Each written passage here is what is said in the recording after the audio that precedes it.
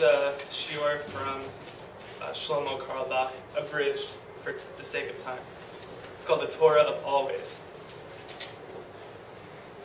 I want you to know something very deep. What does it mean when we say Shomer HaBris v'HaChesed? We have to keep the covenant, guard the covenant. It's a very holy thing because you can lose it so fast. A covenant is such a delicate thing. If you don't guard it, you lose it, chas v'shalom. How do you guard it? By always being conscious of it. But can you imagine when I'm not guarding it? When I am drunk and I'm just open, I can't guard myself. But can you imagine if I would be so much a son or a daughter of a covenant that I don't need guarding anymore? That is the deepest depths there is. On Purim, suddenly we realize that I am so much in the covenant with God that I don't even have to guard it.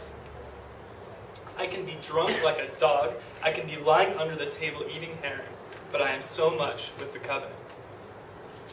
You see, what it is, Haman is all the evil of the world. Haman wanted to physically wipe me out, but also spiritually as well.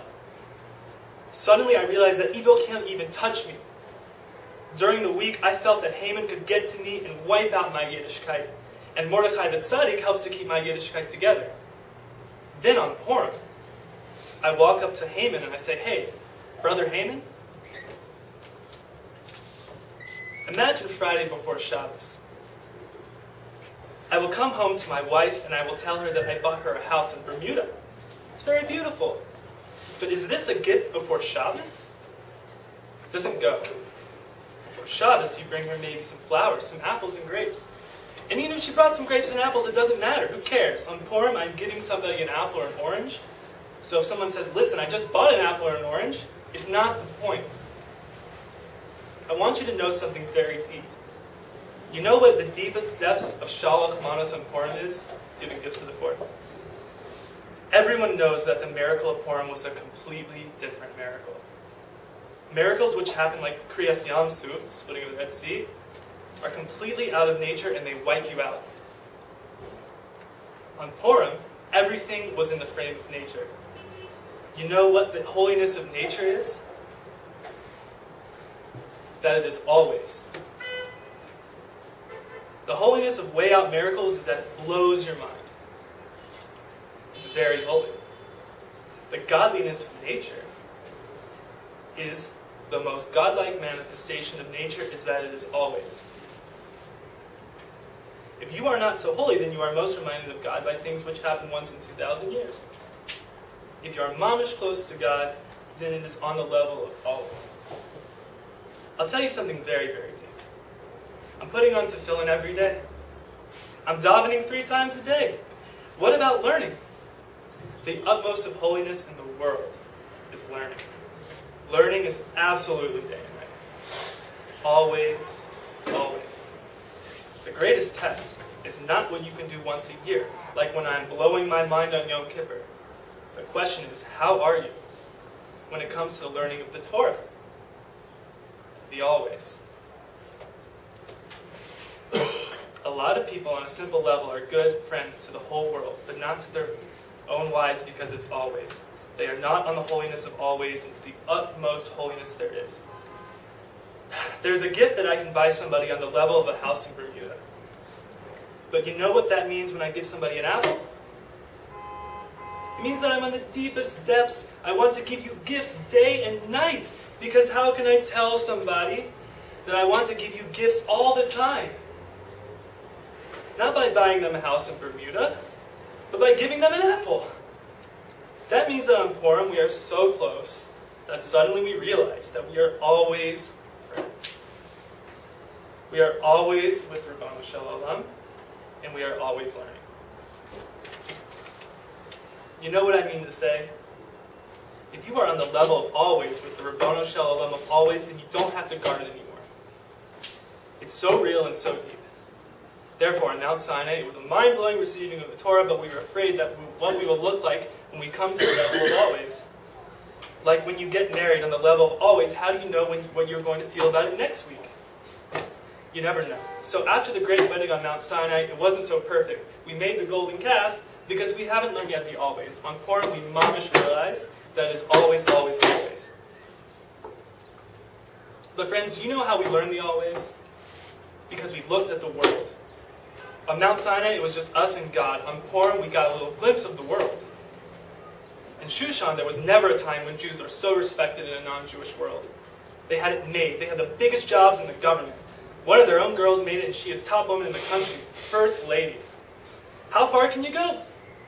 We never had it so good, and that same society was ready to turn around and kill all of us. Suddenly we realized that a Yiddilah is always a Yiddilah, and if the Goyim say that we are always a Yiddilah, then why don't I also say that I am always a Yiddilah? Sometime we should listen to them. There was some Yiddilah in Germany who said, if I convert, I will be a Goy. Here comes the Germans and say, listen, your grandmother was Jewish, there's nothing you can do. You have to go in the gas chambers. I'm always a Yiddilah, but then I made myself a little bit higher. Why should I be an always Yiddilah in comparison to a non-Jew? Why can't I mamish be an always whole Yiddilah? If you will be a Yiddilah anyways, then be real. Sometimes people are friends with each other, but it is possible to stop being friends. It's possible. This is not Purim friends. Purim friends are the always friends. And to those always friends, you give an apple or an orange, something sweet. Imagine I walk up to Baron Rothschild and I want to give him a gift. I've got to give him something earth-shaking. He's not my always friend. My top always friends, I don't even have to give them a whole orange. On Purim, one slice of an orange is enough. I'll tell you something very deep.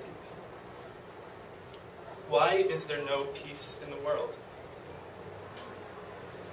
Imagine there is peace, but it's boring, because there's nothing new.